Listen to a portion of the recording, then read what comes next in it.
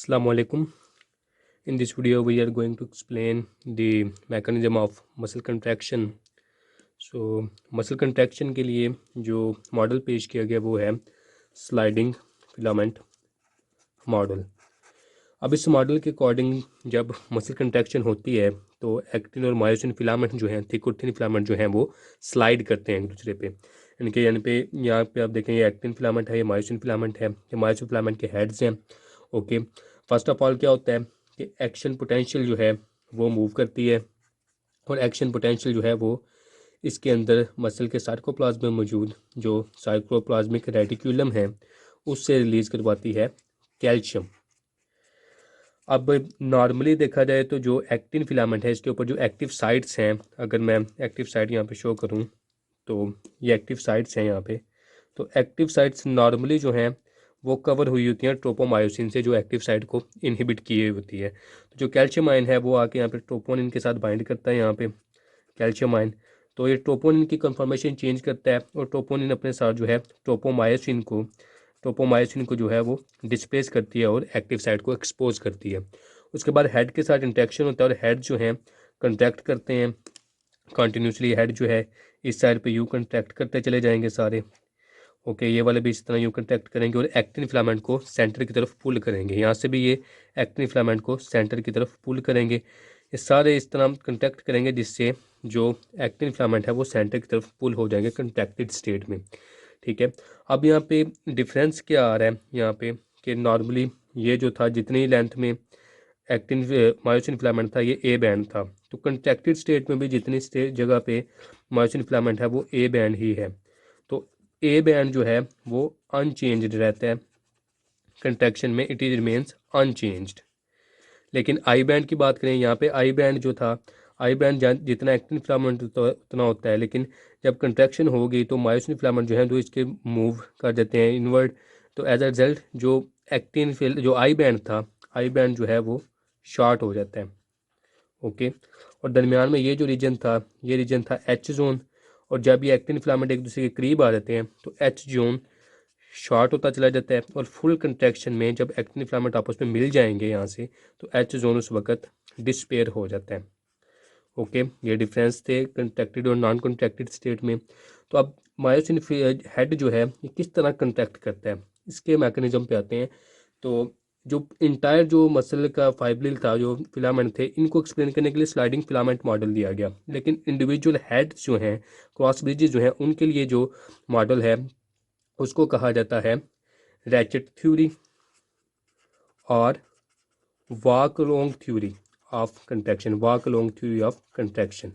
अब इस थ्योरी के अकॉर्डिंग क्या होता है कि हेड जो है वो यूं पड़ा हुआ है यहाँ पे एक्टिव साइड के करीब। अब यहाँ पे क्या होता है, हेड जो है यहाँ पे इनिशियली इनएक्टिव स्टेट में है। अब इसको एक्टिव करने के लिए एक मॉलिक्यूल ऑफ एटीपी की ज़रूरत होती है। तो वो मॉलिक्यूल ऑफ एटीपी आता है। अब हेड के साथ एक एटीपी मॉलिक्यूल जो है वो जुड़ जाता है। अब हेड के साथ जब एटीपी मॉलिक्यूल जुड़ता है तो एटीपीएज एक्टिविटी अपनी शो करता है और एटीपी को ब्रेक करता है एडीपी और इनऑर्गेनिक फॉस्फेट में। वो एडीपी और इनऑर्गेनिक फॉस्फेट जो है वो भी दोनों इसके साथ में जुड़े रहते हैं। अब जब इसके ने क्लीव किया एटीपी को तो ये एक्टिव हो जाता है।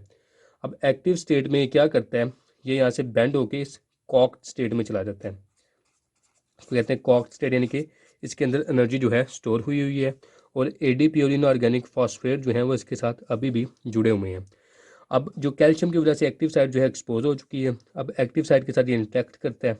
और जब एक्टिव साइड के साथ ये इंटरेक्ट करता है तो नेक्स्ट स्टेप क्या होता है कि ये कंट्रैक्ट करता है फॉरवर्ड, इस साइड पे टिल्ट कर जाता है और इसकी टिल्ट को हम क्या नाम देते हैं, पावर स्ट्रोक। ठीक है, यानी कि सबसे पहले एटीपी के साथ बाइंड हुआ, एटीपी को क्लीव किया, क्लीव करने के बाद ये इस तरह कॉक्ड स्टेट में चला गया और परपेंडिकुलरली अप्रोच कर एक्टिन फिलामेंट को। ठीक है, उसके बाद ये एक्टिव साइड के साथ इंटरेक्ट करता है और पावर स्ट्रोक शो करता है, इनके इस तरफ मूव कर जाता है। अब यहाँ पे एक्टिन फिलामेंट को देखें, ये एक्टिव साइड थी, अब इसने इसको एक्टिन फिलामेंट को, ये थोड़ा रॉन्ग हो गया, यहाँ तक एक्टिन फिलामेंट बनाएं क्योंकि एक्टिन फिलामेंट थोड़ा फॉरवर्ड मूव कर गया। ठीक है, यूँ, और यहाँ पे हेड जो है वो इस स्टेट में चला गया। ओके, अब क्या होगा, अब इसके साथ जो एडीपी और इनऑर्गेनिक फॉस्फेट जुड़े हुए थे वो यहाँ से रिलीज़ हो जाते हैं और एक न्यू मॉलिक्यूल ऑफ एटीपी आके इसके साथ जुड़ता है। यानी कि ये अब एक्टिन फिलामेंट था, अब यहाँ पे ये हेड जो है स्टेट में पड़ा हुआ है। अब इसके साथ न्यू मॉलिक्यूल आएगा एटीपी का, वो इसके साथ आके जुड़ेगा। जब न्यू मॉलिक्यूल एटीपी का जुड़ेगा तो यहाँ से ये प्रीवियस एक्टिव साइट से ये डीअटैच हो जाएगा और डीअटैच होने के बाद ये अगेन पहले वाली कॉक्स स्टेट में चला जाएगा। ओके, यानी कि जहाँ से साइकिल शुरू हुआ था वहीं पे जाके एंड हो रहा है, दोबारा न्यू साइकिल में एंटर हो जाएगा। फर्स्ट ऑफ ऑल एटीपी जुड़ा, एटीपी क्लीव हुआ इनऑर्गेनिक फॉस्फेट में और एडीपी में, तो एक कॉक्स स्टेट में गया। उसके बाद इसने एक्टिव साइट के साथ रिएक्ट किया, पावर स्ट्रोक शो किया, पावर स्ट्रोक शो करके फिर इस पोजीशन में आ गया। यहाँ से अभी इनऑर्गेनिक फॉस्फेट और एडीपी रिलीज हुए और न्यू मॉलिक्यूल ऑफ एटीपी के साथ जुड़ा। अब न्यू मॉलिक्यूल ऑफ एटीपी जब जुड़ा तो ये एटीपी को फिर एडीपी और इनऑर्गेनिक फॉस्फेट में क्लीव करेगा और फिर ये जो है अपनी प्रीवियस स्टेट में इनके इस फॉर्म में चला जाएगा और न्यू एक्टिव साइट के साथ रिएक्ट करेगा। तो इस तरह ये कंट्रैक्शन प्रोसेस होता है। कंट्रैक्शन प्रोसेस को हम स्लाइडिंग फिलामेंट मॉडल और वॉक लॉन्ग थ्योरी दोनों के जरिए एक्सप्लेन कर रहे हैं। अब जितना यहाँ पे एक्टिन और मायोसिन का ओवरलैप होता है उतनी कंट्रैक्शन जो है वो ज़्यादा होती है। अब कंट्रैक्शन मैक्सिमम जो है उस वक्त होती है जब सार्कोमेर का जो साइज़ है वो 2 माइक्रोमीटर हो। ठीक है, अगर आप इनको दूर करते जाएंगे, यानी कि ये जी डिस्क है बिलफर्स, ये रफ डायग्राम मैं बनाता हूँ यहाँ पे।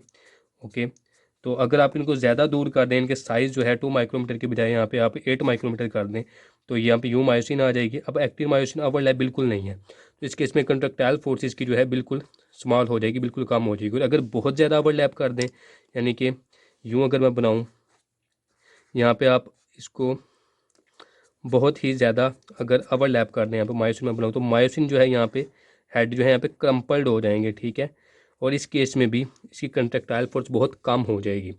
तो मैक्सिमम फोर्स है वो उस वक्त होती है जब सार्कोप्लाज्म का साइज कंट्रैक्टेड स्टेट में 2 माइक्रोमीटर हो। तो उम्मीद है आपको इस टॉपिक की समझ आ गई होगी। अगर आपको कोई सवाल है तो आप कमेंट सेक्शन में पूछ सकते हैं। Thank you.